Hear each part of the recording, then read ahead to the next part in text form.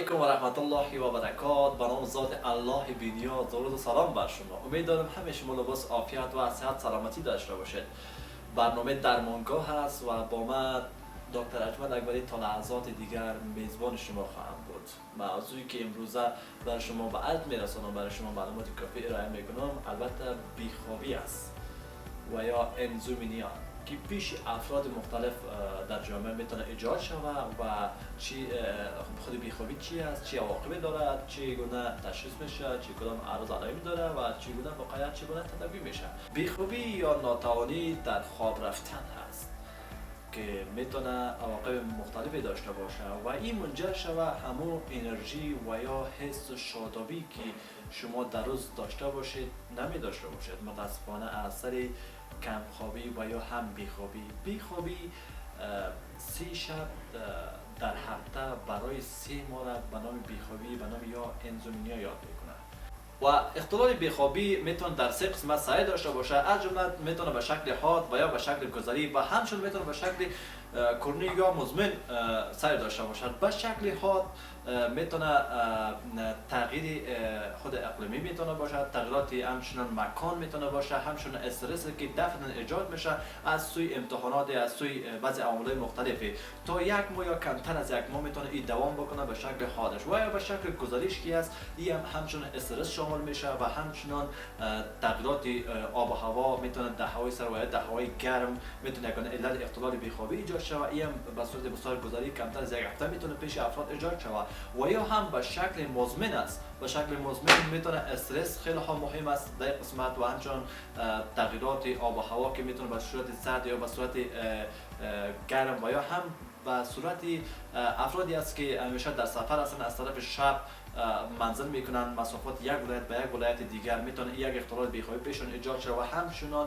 وظایف شغلی میتونه یگانه عامل عمده‌اش باشه که بعضی اوقات افراد از طرف شب علاوه شفت کاری دارن، میتونه یک خودش یک اختلال بیخوابی در نزد افراد ایجاد بکنه.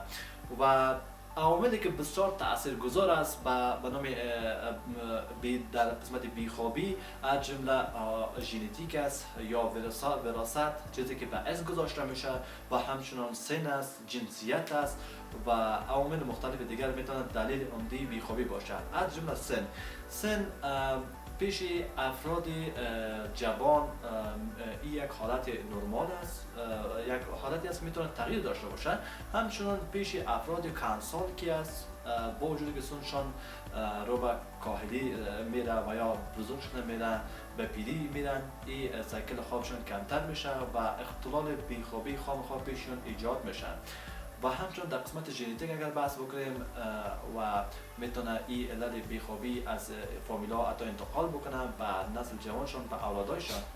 و همچنین در قسمت جنسیت اگر بحث بکنیم خانم ها به مراتب بیشتر نسبت به مردها دچار انزومینیا یا اختلال بیخوابی پیشون ایجاد شود.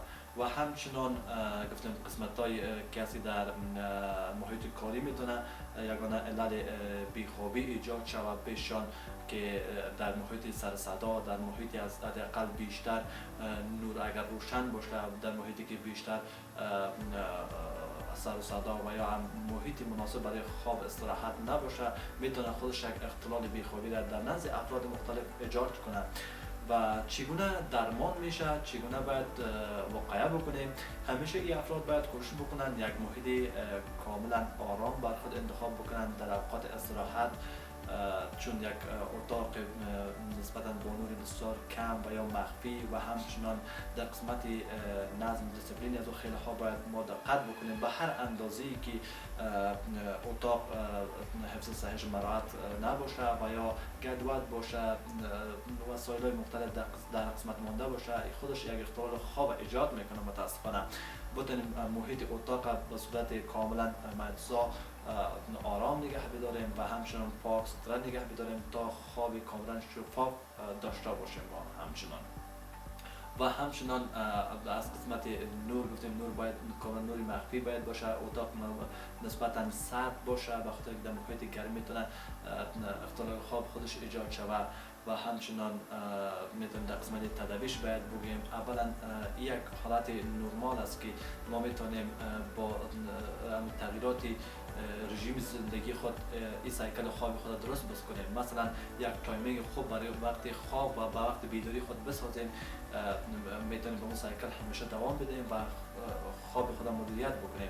در صورتی که اگر مدیریت نشد میتونه بعض عواملی که در قسمت بیخوابی تاثیرگذار است از خود دور بسازیم. از جمله بعض افراد وقت خواب میروند به طرف ورزش میکنن. این کلا گپ غلط است و میتونه اختلال خواب پیش افراد ایجاد بکنه. و همچنین بعض افراد میگن ما بیخواب هستم، خواب ندارم، میرن در اوقاتی که باید خواب شوند میرن سیگارت استفاده میکنن و یا قهوه استفاده میکنن، خودش یک اختلال خواب ایجاد میکنه. متاسفانه در وقت خواب از سیگارت و از قهوه استفاده نکنید، چون تایمینگ برای خود بسازید. از این ساعت تا این ساعت ما وقت استراحت ما باید خواب بکنم. فقط تایمینگ خوابتون رو جور بکنید و همچنین از سیگارت و قهوه در جریان خواب در وقت خواب جدا معذرت بخواین و دوری بسازه، دور نگه بدارین خدا. و همچنین در اوقات خواب میتونید یک گلاس شیر نوش جان بکنید، خیلی مفید است به خاطر خواب شفاف، خواب درست داشته باشید. هر چقدر خواب کامل همه قدر شفافیتی بیشتر، همه قدر انرژی بیشتر، همه قدر سرحالی بیشتر. در قسمت تداویش باید بگم در صورتی که با تغییر دادن سایکل زندگیتان اگر خوابتان منظم نشد و یا تنظیم نشد، میتون از خاندان بنزودیازپین و یا هم از آلپرازولام 0.5 میلی گرم که به صورت چند روز متواتر میتونه استفاده بکنید، نه به صورت دوامدار، چون خود ادویه بنزودیازپین اعتیاد آور است و سبب اعتیاد بیش افراد میشه و از استفاده دوامدار از جدا باید بپرهیزید. برای همه شما خواب راحت خواهان هستم، خواب شفاف خواهان هستم و انرژی کامل برای شما خواهان هستم. تا ویدیوی کامل دیگر شما رو به الله یکتای بی همتا میسپارم. شب روز خوش داشته باشیم. الله نگهدار شما و بدرود.